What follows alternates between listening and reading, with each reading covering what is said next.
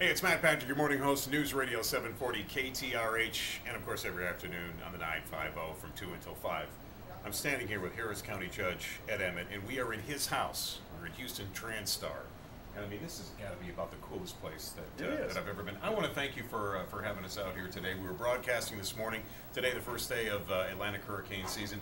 Now, you were telling me about this. You can actually, this is so cool, Judge, you can actually move hurricanes out, back into the Atlantic and they get too close. Is that right? Yeah, that's the joke. We tell people all the time that these screens are so great. Storms coming into the Caribbean, we can push a button and they'll move out to the Atlantic. Of course, obviously that's not true, but since these screens have gone up, we've not had a storm come into our area, so it's something we take a little pride. Now you're also building on. You were telling me we've got a project that's coming that's going to make this even bigger, even cooler. Right. Well, we're going to expand, and instead of having 28 of these consoles, we're going to have close to 100. Wow. All in preparation for emergencies, and we tend to think in terms of hurricanes, but other emergencies could come our way too. The infrequent ice storm.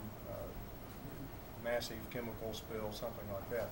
But it's mainly hurricanes that people see this emergency center up and operating. Nuclear bomb goes off, dirty bomb, could be anything. Could be anything. This is where we want to be. We want to be here. This is the emergency operations center, and during a time of crisis like a storm, the Joint Information Center is also operated out of this building. All right, now let me ask you this. I've got kids, and I always tell them, you know, I don't care where you are, I can find you, keep an eye on you. Is there a way, through all this technology that you have here, that I could zoom in on my kids, or maybe one of my neighbors, or, you know, just say the beach is on Galveston on a very sunny day when maybe somebody is sunbathing, and zoom right in? Is there a way to do that? I would never admit to that if there was. No, we can't quite do that. But we can monitor all the roadways. And when you talk about evacuations from hurricanes, during Hurricane Ike, for example, we did not have to implement the contraflow lanes. And some people were saying, oh, why aren't you doing contraflow? Because we could see, for example, going up I-45, just past Huntsville, it cleared out. So there was no reason to do the contraflow, because once you do the contraflow, it makes it that much harder to get the relief effort back in after a storm.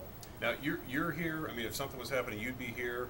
You wouldn't shower. You'd bring, maybe would your family come here? I mean, you'd be locked in. You were telling me you were locked in. My family doesn't come. No. But yes, I and the staff and anybody who is key participant in the emergency operation. As long as it takes? As long as it takes. And we don't have any sleeping quarters. That's what makes it interesting.